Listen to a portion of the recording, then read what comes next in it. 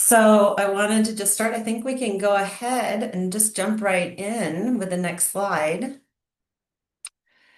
Um, and I hope this is what you guys came for. I think you got to see this ahead of time, but making sure that we just say out loud what we're hoping, what I'm hoping you get from today is really a really basic crisis assessment. I'm not talking about anything with checklists and an inventory of questions. It's really a basic sense of can you in a moment assess what's happening and for safety. And we're going to talk a lot about that. And then the second piece, which is really looking at what kind of model you could use, what kind of thinking about this. And that's going to be kind of a chunk of the middle of what we're going to do. And we're going to have a lot of practice today around what kinds of skills you can use in the moment. And I feel like that's probably why a lot of you guys are here and why I keep practicing this because, a crisis kind of gets our adrenaline going and it's really nice for us to have something to lean on. So, um, all right. And then we're going to spend a little bit of time looking at very specific engagement strategies. So an overall roadmap and then some more specific strategies that you might already have, but thinking about how to apply them in this context would be really helpful. And then we're going to think about a little bit about what happens next, not too much, but a little bit about how you get the person to the next place and what that might look like in a way that is trauma informed, and we'll be talking all about that. So maybe just give me a thumbs up, like, hey, this is what you thought you were gonna get from today, and we're on the right track so far. Nice. Thank you. Thank you, Melinda. Yay. Oh, good. Oh, that was a lot. That was a fun. I'm learning how to do some of those fun ones. All right, so we're gonna move on. We can go to the next slide. There we go. All right, so this is what it looks like visually. I don't know about anyone else, but I'm a big visual learner. So I need the roadmap. And this is what I think of as my model or the model I like to use when trying to pull out all the pieces in the middle of a crisis that I have been practiced in, that I'm skilled in, and that I'm trying to remember to implement in the middle of also having maybe an adrenaline rush or something happening. And so it helps to have a visual map, I think, and I hope it helps you guys. And this is where I'm hoping we're going to get all the way to the end today. So you can see we're starting, and we could probably take a whole 2-hour training on each one of these spots, but we're really starting from a place of imagining that your agency or your practice or your group or however you think about your community that you're in has a set of protocols and resource lists and resources that you'd like to use in relationships with them and guiding protocols that are in the handbook that you keep accessible, that is already in place as a trauma-informed practice for groups. And, that's always a great place to come back and do some assessing for your agency. Do we have these things around? How often are we updating our resource list? Are we not only updating a resource list, but do we have someone who's, has a good relationship with each person at these resources so we can call them by the first name and say, hey, Cindy, what's going on? I want to refer you to this client. And we'll talk about that towards the end. As you can see, if we make it to the end, and I'm confident we will, that's the piece that we're going to get to, which is the warm handoff. Where do we go? How do we get them to the next place after the crisis? And it might be your agency also, but it might be outside of that. All right, so this is our roadmap. I'm buckling my seatbelt. I'm putting my seatbelt on, a 5-pointed, like I need a car seat with the 5 points of contact. And we're gonna see if we can get through this today. Are we ready? All right, I'm seeing some I, thumbs up. I have Okay. a question. I'm sorry, I have a question, Mikahla. Yeah, Um, sure. So on the stop sign, I mean, I'm visual too, but I'm Yeah, not sure thanks. whether this or a flow chart would help me, Uh-huh. because once you get to the stop sign, what do you do? Do you Ah, go yeah, to the to number one? yeah. See, with the flow chart, it would say, but I see three stop signs, and I'm kind of like, well, okay, what do I do at the stop sign? Yeah, I love your question, and if you're patient with me, we're gonna try and examine each one of these numbers just enough today to maybe answer some of those questions. And like all 2-hour trainings, you're probably going to be left with some questions. And I feel like if I've done my job, you'll be left with some questions that you have a pathway to go find those answers. But if you're a little bit patient with me, we'll get there. Thank you for the question. Anyone else before we move on? I want to make sure we're all on the same page as we head on this road trip together. All right, well, let's go ahead and go forward then. So this first chunk is we're going to be looking at assessments. And like I said, this could be its own each one of these slides could be probably its own 2-hour training. But here we are thinking about how do we assess people from an emotional, from a behavioral point of view. And I wanted us to just have a brief moment to look at each piece. And I bet I've missed a couple, and I'd love you're welcome to write it in the chat if this is not, again, a comprehensive checklist. This is getting us in the space of thinking about what we might see in someone emotionally that that might make us go, this feels like a crisis. This feels like this person needs help regulating. This feels like it could get unsafe if we let it escalate. So these are some of the emotional signs. I'm trying to watch for the chat to see if you guys want to tell me if I missed anything and give you a chance to read them. So we're going to go on to look at now some of the behavioral things you might want to assess for. We can go ahead to the next the next slide, sorry.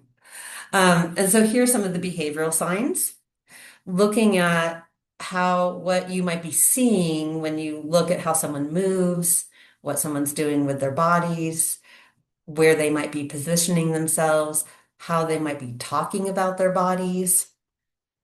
Um, and those are big cues for us, right? We sort of read passively in our everyday lives whether people seem safe or not safe based on their movements and how their bodies are behaving. And just like we do in our everyday lives, we do this with folks that we're trying to support and help. Um, and um, and Sorry, I'm also trying to look at the chats a little bit to see if there are questions coming up, but I feel like they're not quite my questions, so I'll let others answer those. But we want to really think about this, and we're going to come to a moment of this is a helpful way for us to assess whether we feel like this person is approachable, and whether you're going to be safe, and whether they're safe enough to approach to get further help. And then the very last one on substance use, we have our sort of own criteria for looking at what that might look like. So we'll go on to the next slide and look at that. And again, I'm going to keep saying it so we know this is not the most comprehensive list. This is not a training on substance use and awareness and prevention, but an intervention. But we want to have sort of a general idea of what you might see if you're worried that someone may be using, maybe at danger of even having medical issues, because that certainly would be out of the realm of our care, and we're going to talk about that in a little bit too. But we want to kind of get a sense of whether we think substances are involved. On the one hand, because we want to make sure we're alerting medical professionals if we need it. On the other hand, so that we can understand whether that might mean behavior might be a little more erratic or not. Okay, so those three pieces um, are the way that we create a very brief, very informal assessment for ourselves to answer the kinds of questions, is this person in crisis? And will I be safe to approach them? And I want to get a little clearer about the question about, is it safe to approach them? And are you prepared? Do you have the skills you need? Are you in a moment of awareness to be able to be helpful? And we can look at the next slide for that one. So these are questions I like to ask myself in these moments. Am I alone? For example, am I the last one at the clinic for the night and it's the end of the night? Or is there someone that's going to be there, to be a backup or call for help if we need it? Is your cell phone on you? Also, so that you can, maybe text a colleague to come and join you if they're in another space. Or so you can look up a resource if you need to, or if there's a medical issue, you need to call 911 or access outside referrals. Do you have a crisis response number indeed ready if you need to do that? And we're going to talk a little bit about a few of the different numbers out there that can be really confusing. We're going to talk about when to use which one here in a minute. And then can you set an action of intention? And what I mean by that, and we're going to talk about this a little bit in a few slides down the road, is can you think about how you want to approach the person and make sure that is an action with intention so that you're approaching them in a way that feels safe for them. And of course, also for you. Because if it's safe for them, it's safe for you. And then, of course, if this looks like it could be a drug overdose, is the naloxone or whatever you have access to available to administer if you need it? And then, last but not least, and we're going to move into this practice some, which is can you access calm? And by that, I really want us to, think about, and, we've all been doing this work. We've all heard about this before, of course, but thinking about how do we ourselves stay regulated when people we work with are dysregulated? When someone's spiraling over here, how do we stay grounded and centered and calm so that we can help them reset and find that too, so that they can join us rather than us joining them in the spiral. So there are a couple of things I want to hear from you guys before we do a little practice together of that.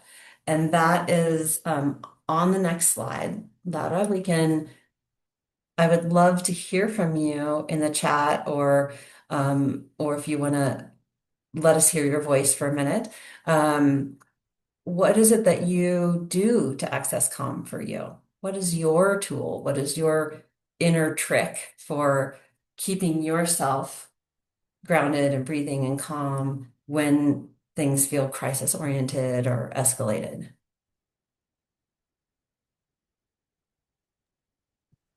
And yeah, I'd love for you guys to pop it in the chat for us so that we can start like building a new, like a little recipe book for each other. Hello, I'm sorry I can't type quick enough to get the answer out there. Oh, I But can see your hand. Yeah. the one thing I try to realize is that it's not about me and Mm, not take things personal and kind of find a happy place that I can start from. Closing my eyes, taking a deep breath, being present while understanding that it is not me. yeah. I'm Yeah. entering into their world, they're not entering into mine. Yeah. Sylvia, I love that so much. It sounds like your strategy is to talk to yourself about the situation and that it's about them and what can you do to be helpful for them. And that it's not about you and they're not acting a certain way because of you. It's something happening with them for them. Nice. And I think that because I've lived it in my home with my son, Mm, I've learned the hard way Yes. to separate myself, and this separation is helping me to take it out into the community as well. Oh, that's beautiful. I really appreciate you telling a little bit of the personal story. I know that can be really vulnerable, and for many of us, we have personal experiences with the things we talk about as we train in the mental health world. And it's an important reminder that this isn't just our work. For a lot of us, this is also our lives, right? And so Yeah. thank you for that. And it looked like I saw some claps coming in, so it looks like you're not the only one who uses that strategy. Does anyone else want to share what their strategy is to stay calm, stay regulated, stay centered before you engage or get into a difficult, potentially difficult conversation? I wrote that I listen more than talking. And so that Oh, helps me a lot. nice. Nice. Trying to, that sounds like it's similar to Sylvia's. I can't quite see who said that, but so I'm sorry, I'm not saying your name, but I love that because it's really parallel Sylvia's the idea that it's about them and it's not about us. Let's hear what's going on for them, and put that at the center. Beautiful. Thank you. All right. Well, I want to give us a chance to practice together, but one of the ways that I do it, and sometimes we don't have time. But sometimes we have 90 seconds, just 90 seconds, that we can stop, pause, find ourselves before we engage. And a lot of times, the hardest thing about crisis is that we feel like, oh, it has to happen right this second. We have to make something happen now.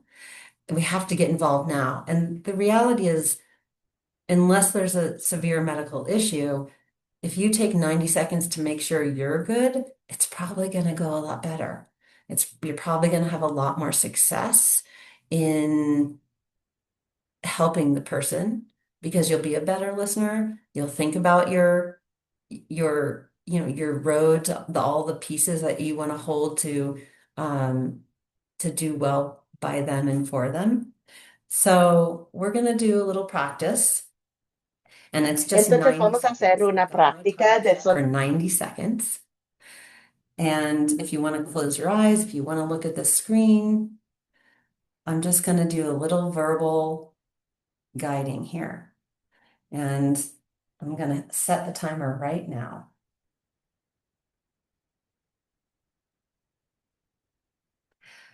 The first thing I'd love you to do is just feel your body in your chair or wherever you're sitting or standing. Just start to feel your body. Notice it internally and externally. Notice the temperature on your skin, the rumbles in your stomach. And now turn to your breath. Take a few stronger inhales through your nose. Short and gentle exhales through your mouth. And as you take those stronger inhales and gently allow the breath to exhale through the mouth, imagine a lightness, a little more, a little more separation from the difficulty. Like maybe you're a bird watching it happen from the sky rather than in it. And now find your attention, turn your attention to something right in front of you, to something you can feel.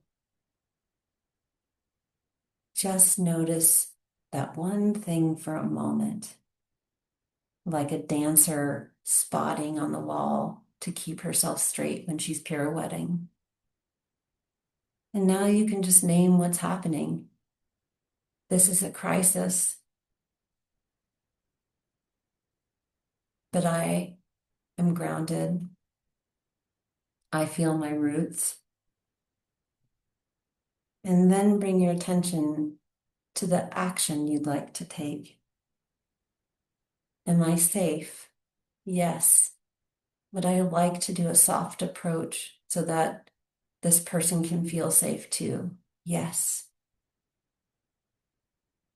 And then take one final breath, a deep inhale and a gentle exhale. We got this.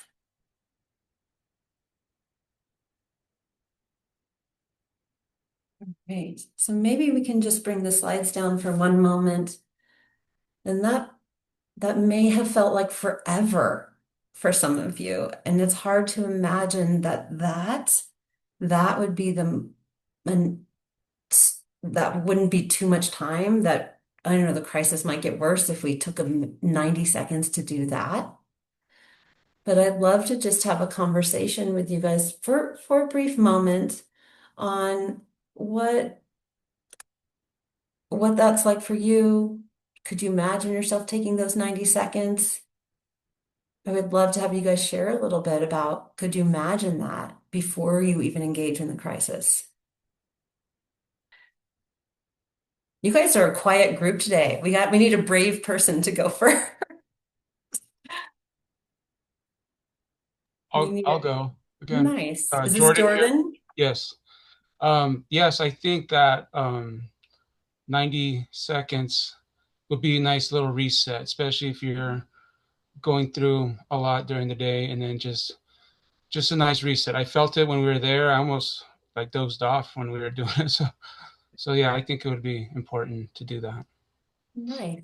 Jordan, do you have any other tricks that you use to bring calm to yourself when you're Um, having? every day, Mhm. I walk every day. So I go. I live in Albuquerque, New Mexico. I'm in the South Valley, and right behind, like where I live at, is the Bosque, the river. No river Beautiful. now, but there's a trail that I take every morning, and Nice. so that gives me the calmness that I need. So yes, Nice. that's it. I love to go for a porcupine hunt in the Bosque, right in the area I think you're talking about. I mean, I don't literally hunt them, but I Yeah, like to try and spot them in the cottonwood trees. there It's there lovely. there. We saw one this morning. Every Oh, morning. Yeah, nice. it's a little baby one, but he's by himself. So yeah, Oh, that's so yeah, sweet. That is a great reset button, a yep, baby yep, porcupine. yep, That's awesome. yep. Does anyone else want to share what that experience was like for them just now, or another way that they might reset in that moment right before you're going into crisis?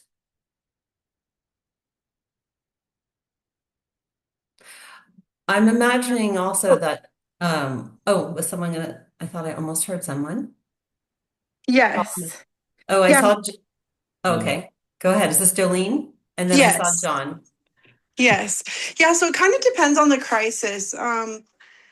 I would say so the 90 seconds, yes, that sounds amazing, but sometimes it's kind of hard to do that, especially if there's like a suicidal ideation situation or if you're I used to work at the MDC, the jail, Mhm. on the crisis team, and when they got a call and there was Mhm. somebody like an inmate that was in their cell and they were, attempting to commit suicide, we Mhm. had to like run. Like there was no time to even think of that 90 seconds. Yes. So what do you do in Yeah. that situation? Yeah.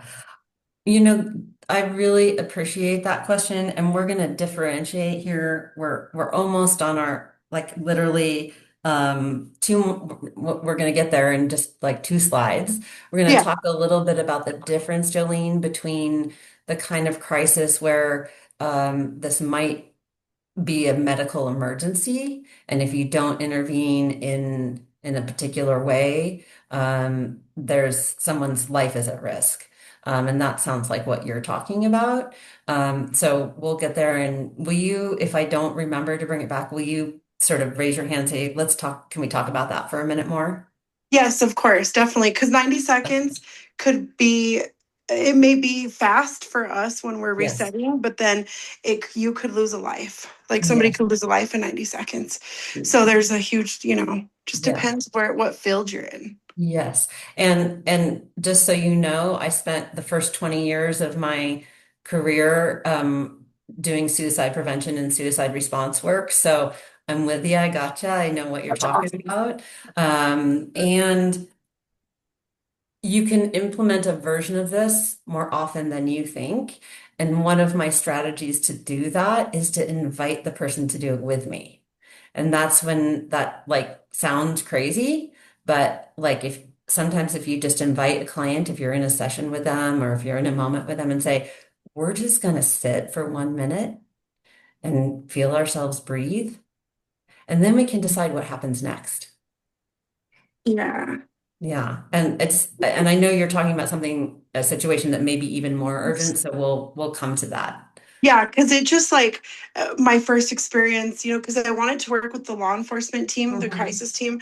And when I was in, doing the internship, I kind of changed my mind a little bit because it was very serious, and it's just so fast that it's a blink of an eye. You don't even like know it's coming. And that's what a crisis is. Yeah. But Yeah, thank I you. appreciate that. And I will hold and let's keep trying to attend to the range of what crisis can look like. I want to give, I think it was John a chance to say something and then we'll move on. Yeah, I was just going to add the that mindfulness exercise was pretty awesome.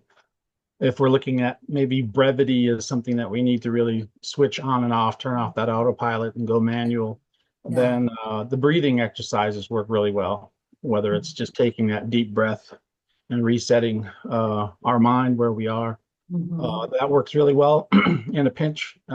Working at the ER for over 10 years, we had a lot of those types of instances almost every day where we had to just switch over and make it, like we said before, not about ourselves. It's about the patient safety. That's it. Nice. So you do some of the breathing exercises, like maybe just to like, I was kind of doing this on my drive this morning. I was like, right, like sometimes they call it the lion's breath or something. Just like get it out, right? Just like, right. Or sometimes it's a soft, more like a straw breath or the square breath where you're trying to control the breath a little more in order to have a sense of, okay, I'm regulating in and out. I'm regulating in and out. And that's really comforting for a lot of us. Thank you for that. All right, I'm going to move us on because I want to keep us going, but thank you for sharing. And I hope like we're kind of warming up to this idea that like, I want to hear your guys' voices too. So you have a lot of expertise alongside me. So let's go to the next slide, Laura, please. Thank you. All right, so here we are at our first stop. And this is where we want to think about safety. We want to ask the questions that help us identify, are we safe and is the individual safe? And if they're not, then that is a different kind of crisis. That is what I would think of as more of a medical intervention, where some of the trauma-informed practices necessarily need to be put aside in order to protect a life. And in the circumstance of a incarcerated individual, that may include restraint. We're not talking so much about those kinds of crises today. This is more, I think, the crises you might see in every day in our mental health agencies around the state. Now, that being said, if you're a person who does that kind of response, if you're an EMT or if you're a guard at a prison, or if you're, the kind of person that responds in that way, there are specific trainings, and I do recommend that you reach out and look for those and hopefully get your work to pay for you to be involved in those or find free ones, because that is a different kind of intervention that requires specific training. For today, we're going to mostly focus on the intervention that is approachable for the majority of us. If it's not that intervention, if it's not safe for them or you, what do we do? And here's where we can look at the next slide. And we have some choices. We have a lot of numbers in this state with double digits. And sometimes it could get confusing about when to use which one. And we're going to bring this image back up again later. But in this first informal assessment that we've done, and we've decided that this is a medical, physical emergency, life or death moment. This is going to be your 911 call. This is going to be where you like call in the emergency response folks. And it may or may not be that your community has a mental health team that arrives when the circumstance calls for in that 911 response. If you know that Albuquerque has one, give me a thumbs up in the chat or in the reactions. Does Albuquerque have a mental health team that arrives when you call 911 if this situation is indicated? Nice. If you're in Santa Fe, does Santa Fe have a mental health emergency team that shows up with 911? I don't know if we have anyone from Santa Fe today. I didn't see. I know we have a couple folks from Las Cruces. Oh, we got one Santa Fe. We do. Yeah. I saw a couple people from Cruces. Do you guys have a mental health team that shows up when you call 911 for a mental health emergency? Nice. It's getting more normalized in communities. I'm pretty sure I missed a couple of towns we have represented today, but that's a good question for you to know. If I call 911, do they have folks that are also trained in mental health to come respond?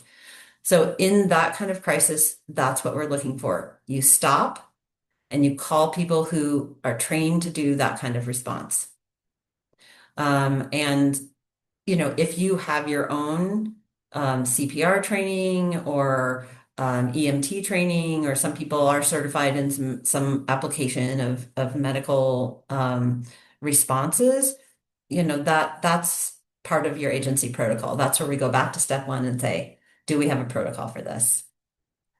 If I may, Oh yeah, in go ahead, in Sylvia. Albuquerque, you can call for, like for instance, my son was struggling, and I didn't want to go find him, but I knew where he was at, so I was able to call, and crisis team actually went to the park, and they spoke to him first before the calling 911 and bringing everybody else in. So they were able to assess the situation first, which I think is great, because we don't want to scare someone who's already scared Yeah. and struggling. And was that, Sylvia, when you were accessing 911 specifically? You might have said and I missed. I didn't have to. Yes. Yeah. Well, it's a non-emergency, Yeah. the number that I called. Okay. And they asked if I needed both, and I just wanted like a welfare check type thing, but it Nice. was a mental health response team. Great. That's awesome. I'm so glad. And you're in Albuquerque based? Yes. Yeah. Yeah. I'm so glad that Albuquerque has that. It's really more and more communities are going that direction. Understanding that, individuals who respond, individuals on teams who respond this way are more trauma informed and understand how to engage in the ways that we're talking about today, actually. Right. Yep. So you'll probably see a lot of it reflected. Yeah. All right. I want to see where we are on our roadmap. Like, I know that it feels like we just started, but we've been here for a minute. So let's get to the next slide and see how we're doing on our road trip here. All right. We are at number 4. That's amazing. We just finished number 3. We got to the first stop. I hope that answered some of the questions that came up earlier about that. If the answer is yes, everybody's safe enough that we don't need an emergency medical intervention at this moment, we're going to go on to number 4. And that's what we're going to do next. So we can go ahead to pardon me, one more. Oh, it's always so great to sneeze in public. I apologize. All right, so we're going to go on to number 4, because in our scenario, in this world that I'm building in my head right now, it is safe enough that we can go on to approach the individual. And I like to call this next section the soft approach. And it's because a soft approach to me is what some of you have already said out loud. It's really being tuned in to what's going on for the other person really being regulated yourself, and then being able to access some of these skills that are trauma informed, that are non-invasive, that are more passive than aggressive in many ways as you approach the person. I mean, they're not really passive, but they don't feel like they're like just pushing their way into the person's space. These are some of the things that a lot of these are kind of some of the main points that a lot of the literature on this talks about. I've had some interesting discussions about this because sometimes men and women will have a different idea of this because of the safety assessment. They might say, well, I actually don't get close to the person, but I will engage them verbally. And men might often say, I'll go right up and, go right up and be close to them. And so this is also a personal sort of way that you can register also what you need in the soft approach, and to be intentional, not just for the other person's needs. And that is beautiful that we say, yes, this is about the other person, helping the other person, but we also get to have our boundaries, and we also get to say, it's safe enough for me to approach, but I think I want to have a little more boundary. I want to have a little more space. Or maybe this feels really comfortable and you can get close and get in there and sort of you feel like what feels the best to match this person right now is to be close, and you feel safe to do that. So I think there's ways to sort of move your sort of boundary around that in response, but don't forget you also get to care for yourself as part of the soft approach. All And right, so we're Mikahla, gonna, oh, go ahead. I just have a question. So is the difference in the actual counselor, male or female, but isn't it also a difference in the person receiving the response, whether they're male or Absolutely. female? Absolutely. Thank Okay. you so much for saying that. It is absolutely, it's the context, right? It's the person who is having the experience. It's the person who is the helper coming in. It is all of it. So thank you for clarifying that. Yeah, that's really great. All right, so we're going to go on and look at like what are some of the things that are part of a soft approach. So we can go to the next slide. And the first piece I like to think about is just a basic version of showing you care. It might be the first thing you say to the person. And sometimes for me, at least in the early days, the first thing was the hardest thing for me to figure out what to say, like, because it's the first words they're going to hear from you. So as I always find it nice to have a little script, so I wanted to offer you guys one. Here's what you might say on approach. You're a little further back, you're not right in their space, but within hearing shot, or maybe there's too many people around, so you come a little closer and you say softly something like something that basically says, I see you and I'm here to help. All right, we can go to the next slide.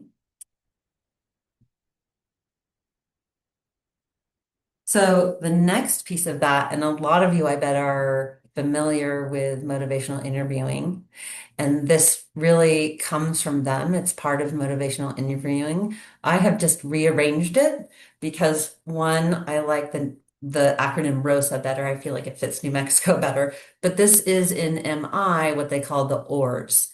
And for those of you with counseling background or some training on this is really a map for active listening. What you guys have already told me today, listening is one of the most important ways we can be trauma informed and put the person in the center.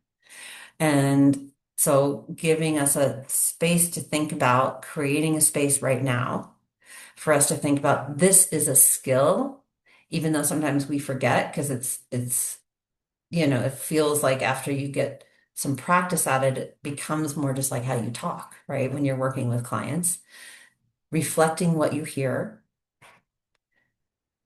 knowing you might need to ask questions to learn more, to help them better, trying to keep those questions open-ended so you can invoke the story from them. And this is one of the challenges that I often have is sometimes I want to say back to them what they've told me to make sure I've got it right. And I have heard 10 things and I try and say the 10 things back. pick the one that feels the most important in the moment and say it back. Summarize an idea one at a time. And then really noticing words like, I really wish I could get help, but I always mess that up. And then affirming, it sounds like you wish you could get some help. Like really affirming the words that point in a positive direction to them. And again, this motivational interviewing is its own, multi-day workshop, but I wanted to have you have the skill in your hand today if you hadn't heard of this before. Super important way to think about what you know as a provider, what you know as a helper, inside you, giving it a name. So when you're getting ready to approach someone, you're like, oh yeah, I have these skills. I know this thing. So we're gonna take a minute to practice the soft approach. And today what I'm trying to do is have us practice in pieces. So in your worksheet, you have 4 pages. We're just going to do the first 2 today. We're going to do part 1 for this moment, and then we'll come to part 2 in a little bit. So we can go to the next slide, please. Thank you. So here's what we're going to do. I want you guys to have a chance to practice the soft approach. So we're going to get in breakout rooms, small groups. You're going to have about 10 minutes. I have a scenario here for you. It's also on your worksheet. And you're going to take a minute to, look at to read the scenario. You're going to take a couple minutes to create a script of, what are the things you're seeing in the person that, that lets you know it's safe or not safe for you to approach. What are the things you're going to do to prepare for your soft approach? And then what are the ROSAs you might use? How might you physically show up with them for your soft approach and show your concern? And then what are some of the ROSAs that you might use, or ORs, that you might use as you engage? And then you're going to take some turns practicing with each other. Do you guys have any questions about that before we let you go? And I know we're going to talk to you a little bit about the breakout groups before you go, but do you have any questions for me about that? Okay. All right. I think you're going to get a little instructions on how to manage the breakout groups. All right. We've got a few minutes here where we can just share. Did that feel similar to what you guys already do? Did it give you a little bit of a sense of, oh, I can kind of take myself through this map? Did it help give you a little more of a pathway? How was that for you guys? Looks like it was a good Lots of thumbs discussion. ups. Yeah, Lots of likes. Yeah, nice. Does anyone want to share? Like maybe in the reflection part, I'd love to hear just from a couple of you, was there a skill that you were like, I got this, I've been practicing this for a while, I'm really good at open-ended questions, but then you realize, oh, maybe I could use a little more training on how to regulate myself before I jump in, or I'd love to hear just like what you recognized in yourself about what you already are good at and what you might want to continue to grow in. I think with this Is this is Evicta? Evicta Am I Hardy. saying your name right? Yes, Evicta. Okay. But it depends with this situation because there are different things going on. He's coming in, and I know we see that he has ruffled clothing, but he's talking to himself. So we don't know. I mean, we have to approach it slowly because we don't know whether there's violence if you approach him. So it depends on the situation. Your observation when you go to meet him, because he's talking to himself. But then, what does that lead to? When Did you're your group, Evicta, did your group decide that it was safe to approach, or maybe you decided, actually, I don't know what Mikahla's talking about. I would never approach this person. Yes, the group did say it was safe, and they were very skilled at this. They first they started talking insurance, making sure they have insurance, and then addressing some of the concerns that you see when you first see him coming in. So Mhm. the group did, they were systematic about things we needed to address when we first met them. Nice. Thank you so much for sharing. An interesting question. If this person isn't already a client at your agency, so many of our agencies bill insurance or bill Medicaid, how are you going to get paid if you have to do Oh, the you might work? be here. I don't know if that was kind of the question. Like, interesting question to know, do we have to stop in a crisis and say, do you have health insurance before we serve a person in crisis? It's a really interesting moment of pause. So thank you for bringing that in. And I think that's probably a protocol question for the very first thing before we even hit the road trip for your agency, huh? Anyone else want to share? It looks I like did. Naomi Oh. and Aaron have their hands up. Sorry. No, you're okay. I wanted to share that me and my breakout room teammate did agree that this person was safe to approach. I sort of took it as, well, he already came into a clinic. He already went there with the attention or with the intention of sort of seeking some sort of help.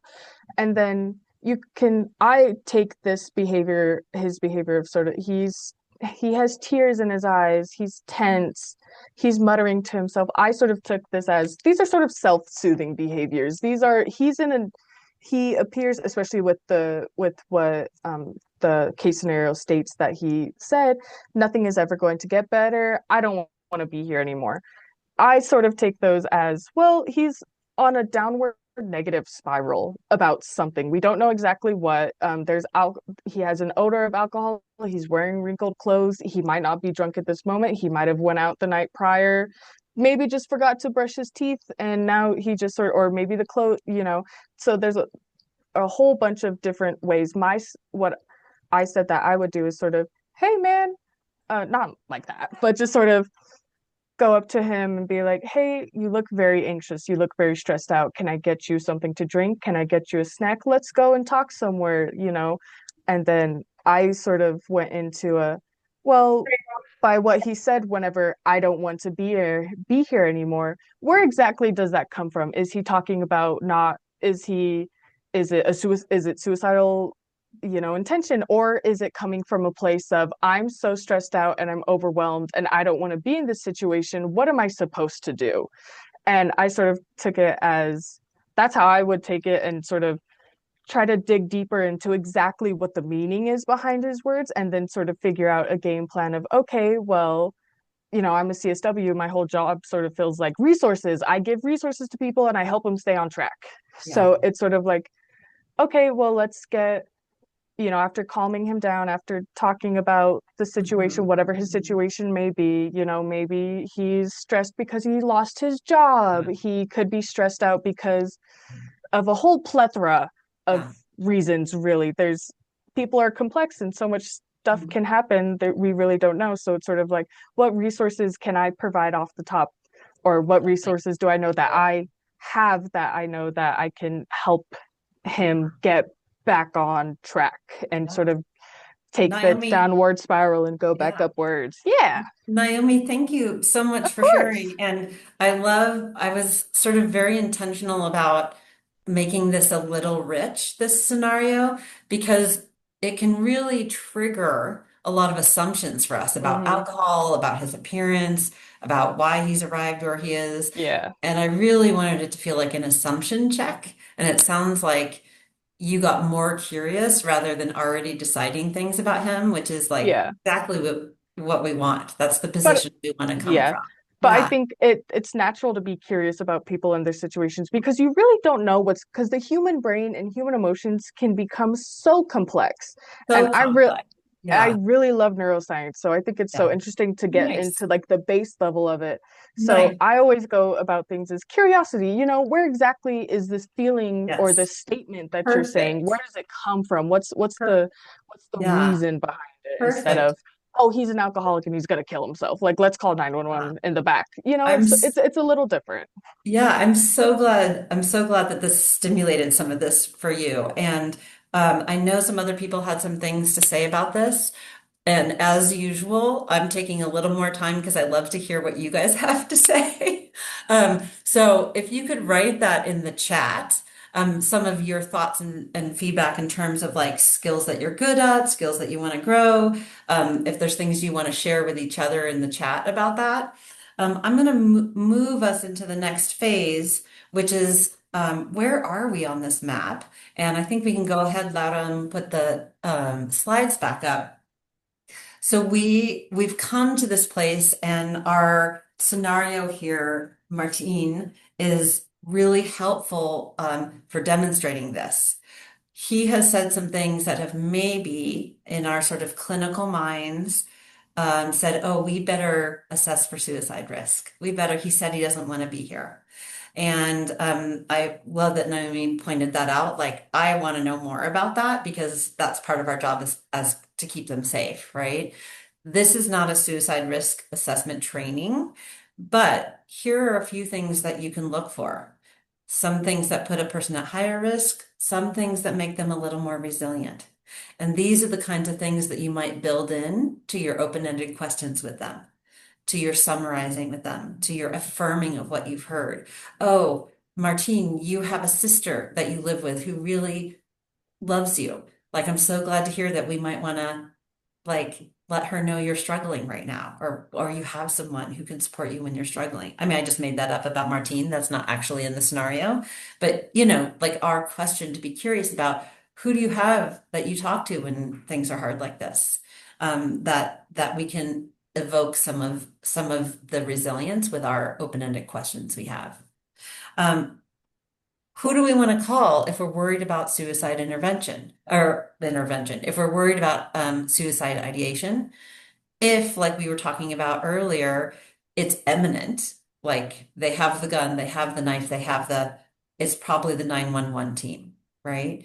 If it's not imminent, and we can go to the next slide here. Do you think we could call one of these other numbers?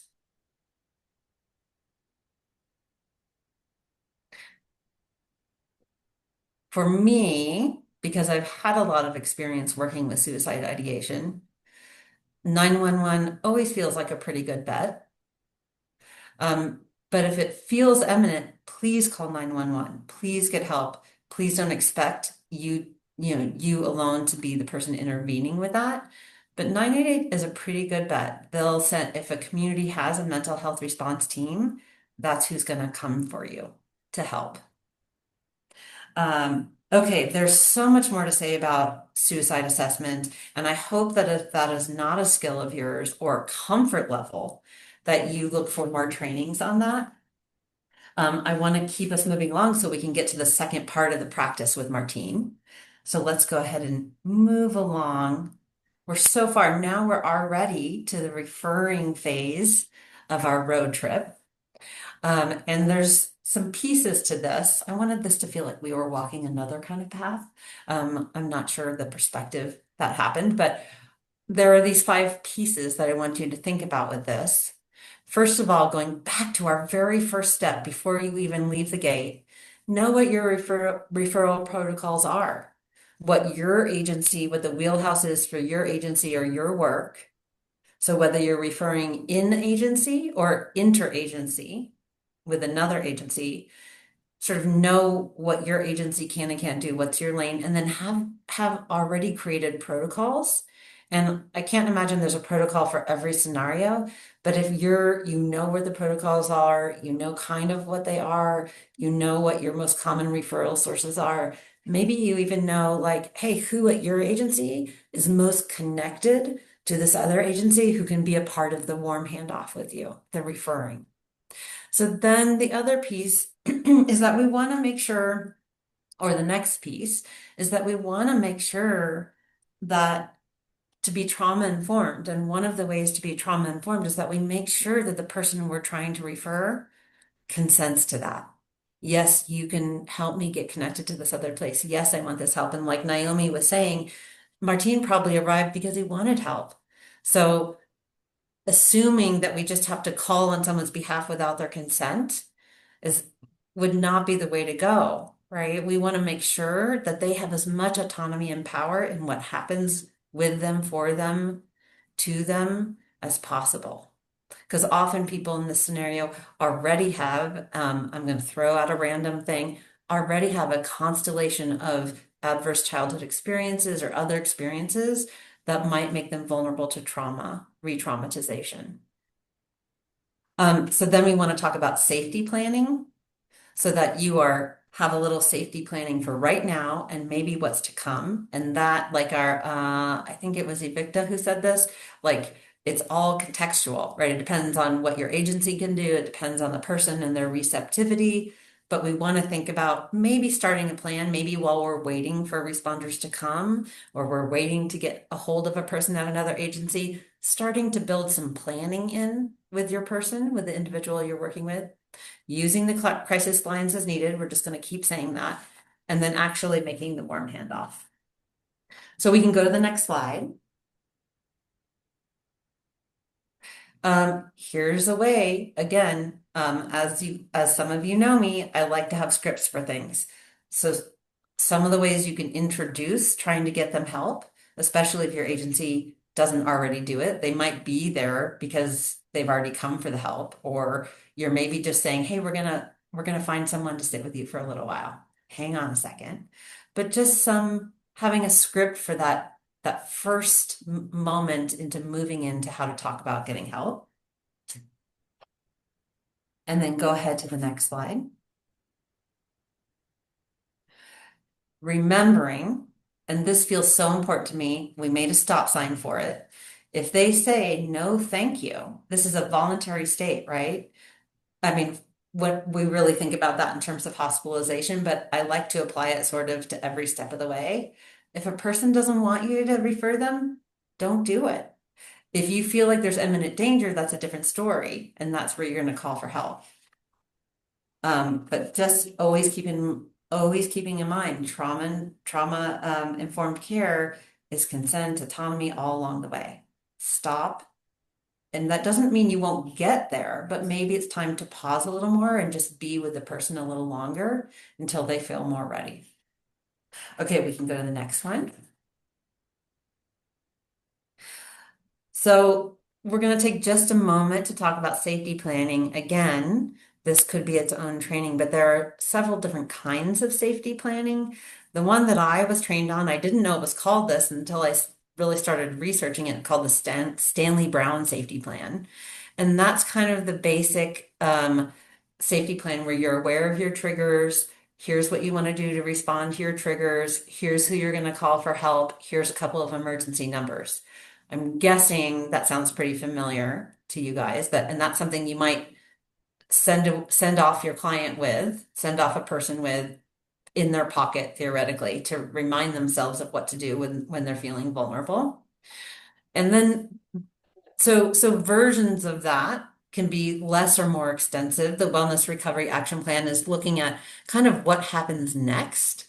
And in an emergency, you often don't get to do this kind of plan, but it could be you're waiting for a phone call with a referral person, or you're waiting for the wellness team to arrive.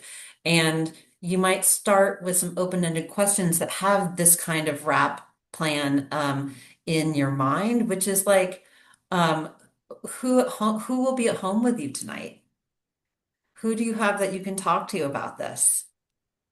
I wonder where have you been before that makes you feel heard and seen, and where have you gotten help before? Can we reconnect with those folks? And then the psychiatric advance directive, again, this may not be something you can do with someone in an emergency moment, but when you're waiting for a team to arrive, or when you're waiting to get them in an office with one of the counselors, or if you're the counselor, you can think about, but you can't see them and you're trying to get them to someone else. You can think about asking open-ended questions like, do you take any medication? What would you like us to know about the medication you take? Would you like to share with us about why you take that medication? So that you're getting a little more of a bigger picture.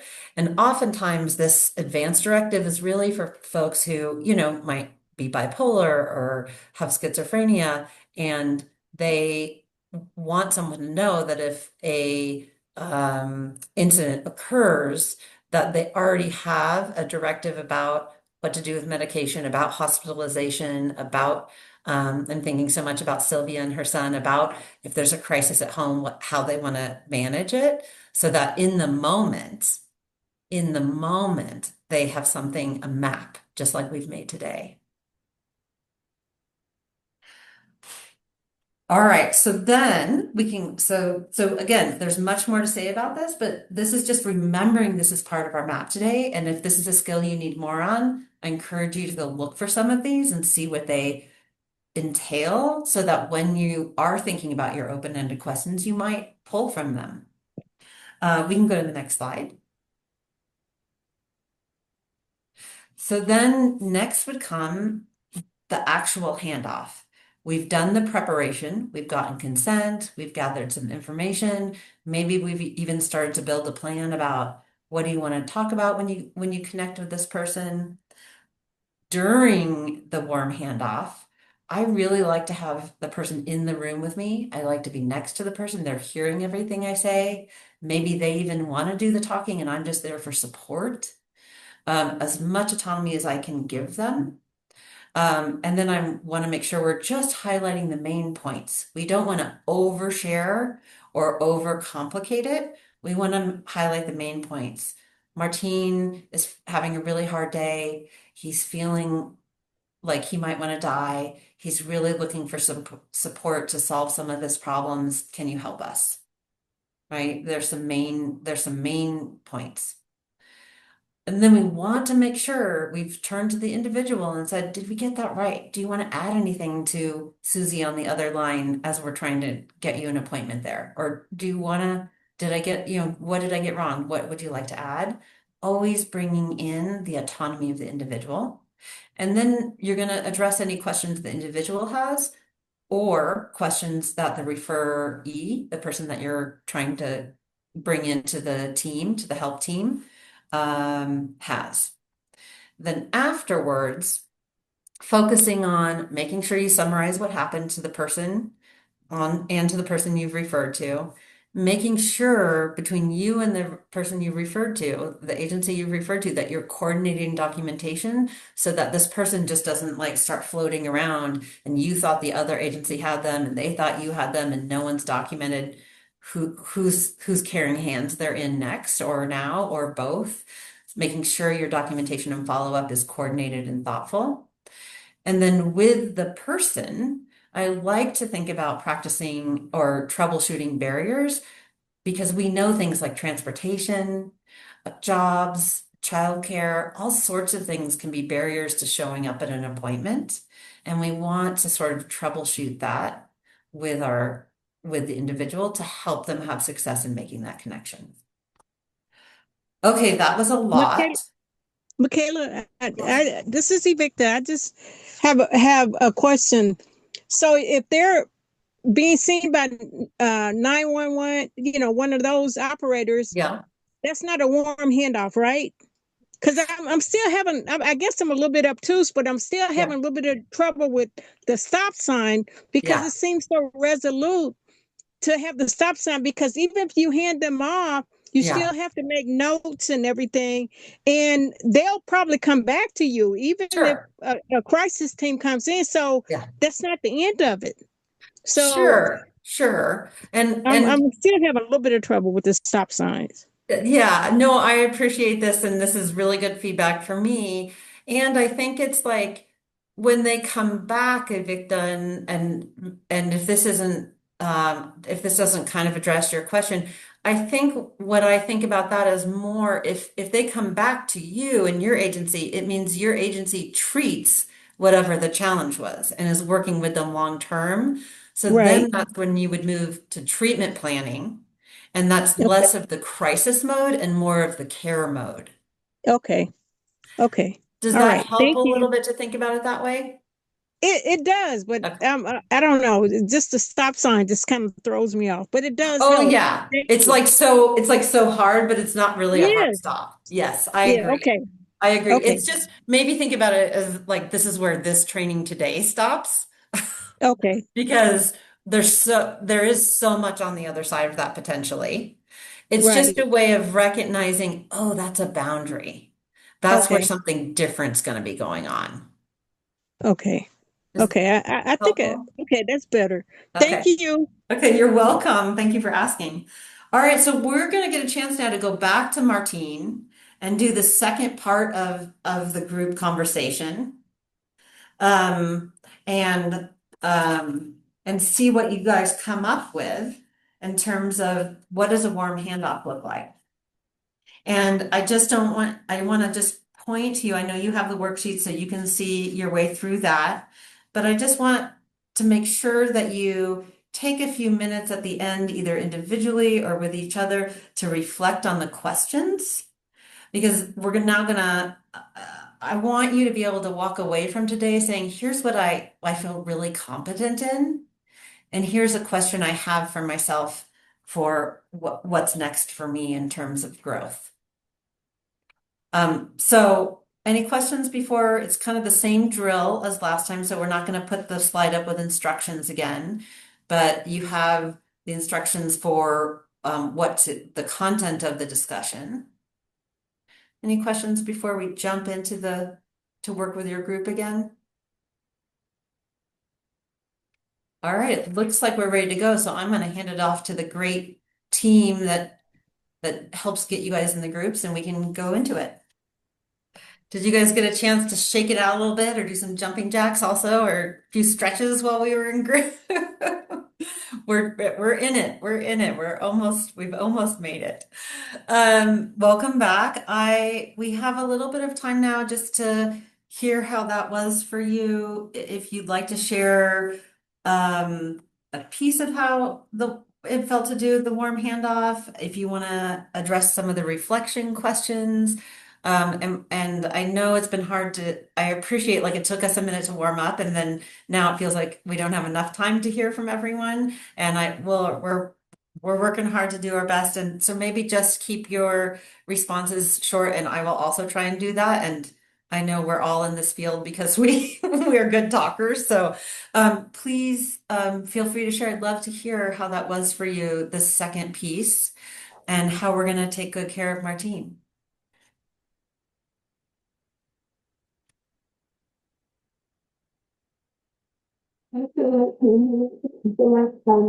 Is this Beatrice? Yes. Okay. As a woman, and I see us together. Beatrice, I think we're having a little bit of trouble hearing you. I mean, we can hear you, it's just it's not as clear. Okay, well, I'll put my comments in the chat. Okay. Oh, that was almost a little better right at the end there. Should I Yes, talk please. louder? Yes, maybe just a little louder. Okay, I want the warm handoff to be from my CSW to me as the therapist. I don't want her to feel like she has to make a decision. I like in this situation by herself. That's why I have a ton of insurance. I want her to hand out this plant to me. I would make that call. I'll make those decisions. I'll decide if it's something I want. I'll do all of those things because I don't want her to be in the liability or stress of the decision. It's not her. It's not the scope of her that I want her to sit that or to engage it. Beatrice, I'm gonna just pause you for a second because I'm not hearing you super clearly. I'm trying to listen really hard. I think you're saying something about whose decision some of this is, and who makes the decision about how to refer and what to refer. Is that correct? Yes. Okay. Do you mind putting a little bit more about what you want to say about that in the chat? Because I am having a hard time hearing, and we'll hear from a couple other folks, and then we'll come back to what you've said on the chat. Does that sound okay? Yes. Okay, thank you. Sorry about that. While we're waiting to see what she has to say on the chat, who else wants to share a little bit about that process or what you noticed in terms of either assumptions or your strengths or your challenges or just in general this practice today? Well, my group talked about, like, with the handout, still staying engaged with with him to see that he has the basics that he may need, like food, someone to support him in the community, Yes. the activities that he may do during the week, because we want to still kind of engage him to let him know that we're still working with him.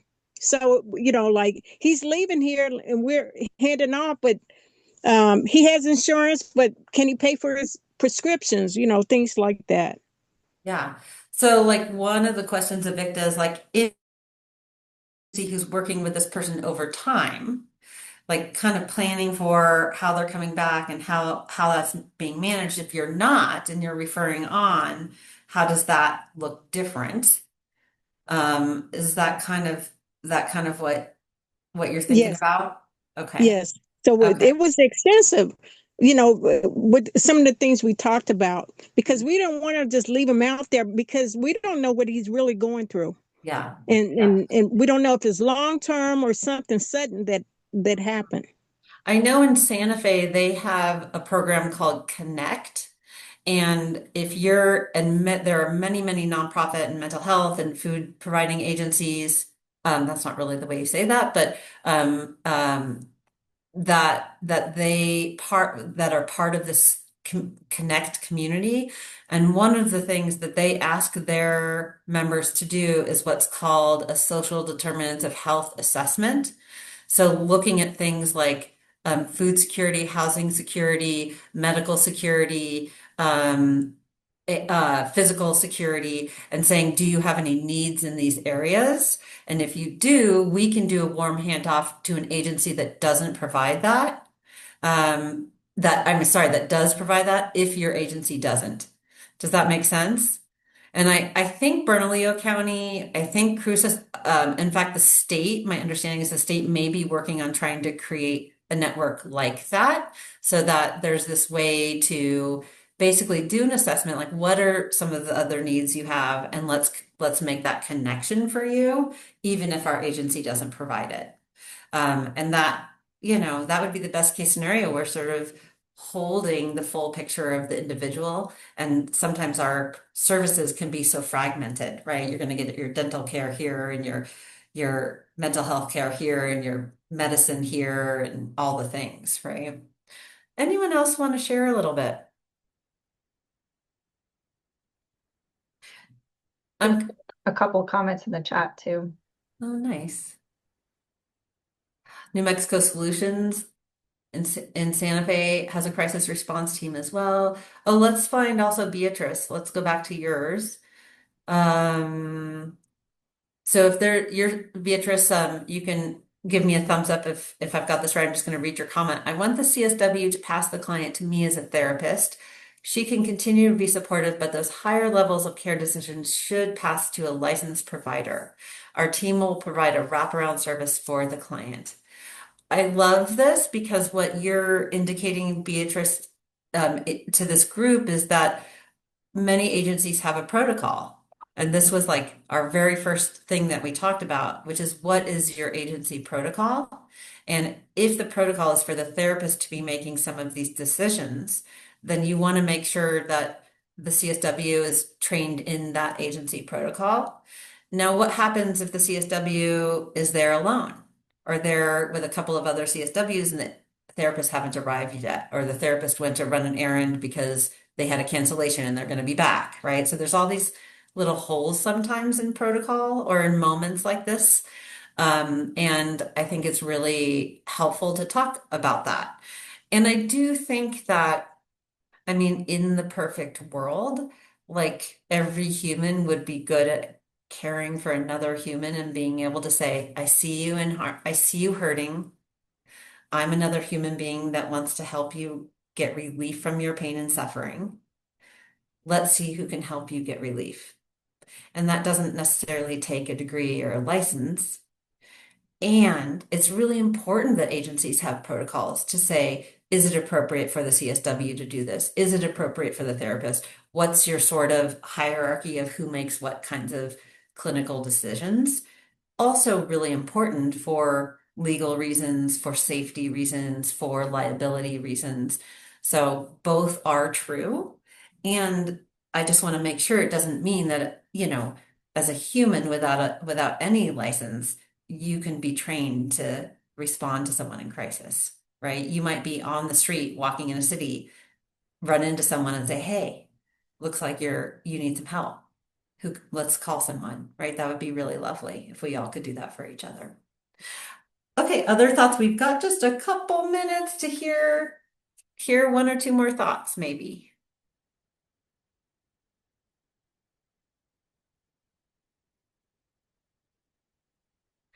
You highlighted the importance of the intricacies of each step. Yeah.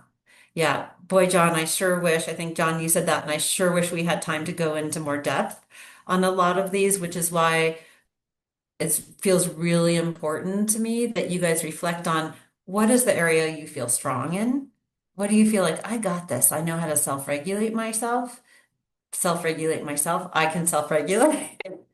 And maybe I don't feel so confident in suicide assessment and intervention, and I want to go get some more training in that. So, that is my hope for you guys as you leave feeling like you know where you need a little more growth, and you'll go look for that. But you also leave feeling like, oh, okay, I got this. I know how to script for myself just to say, hey, I see you, and I want to make sure you're safe. Other folks. Well, maybe we have time for one more comment.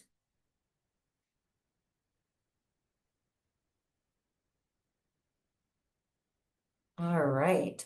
Well, with that, I think we'll go to the next slide.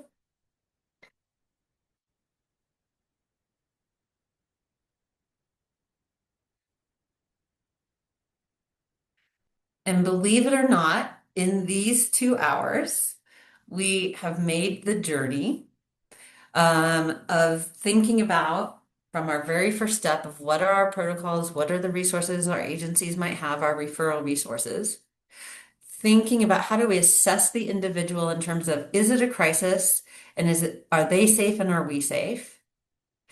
And then we talked for a while about what a soft approach looks like.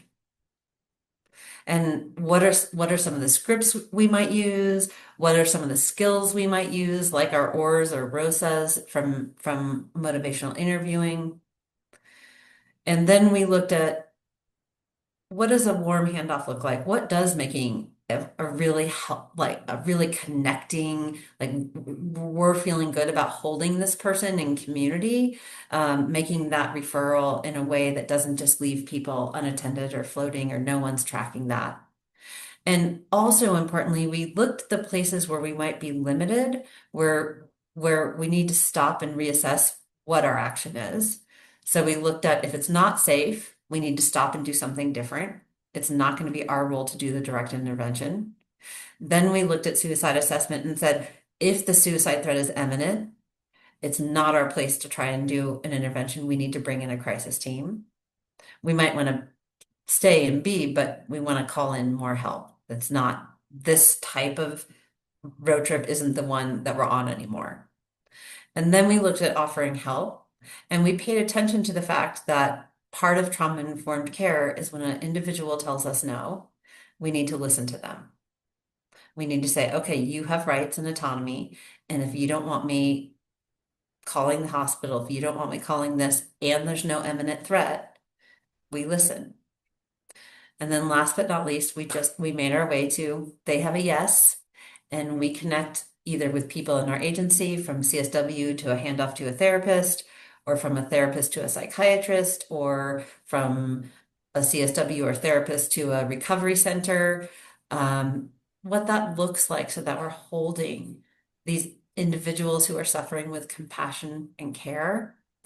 And what is not on this road trip, and what I think there are some more trainings about in the future, are what do you do to take care of yourself? How do you, after that adrenaline moment, after that close listening, after that active engagement, do you give your body permission to de-escalate, to rinse the cortisol and the adrenaline from your nervous system and reset? And just don't forget, that's a part of the practice. So I want to thank the Envive team, Sabrina and Laura and everyone who is so awesome at making sure you guys get in your groups, that you get your certificates. It was a fantastic discussion today, and thanks so much, everybody.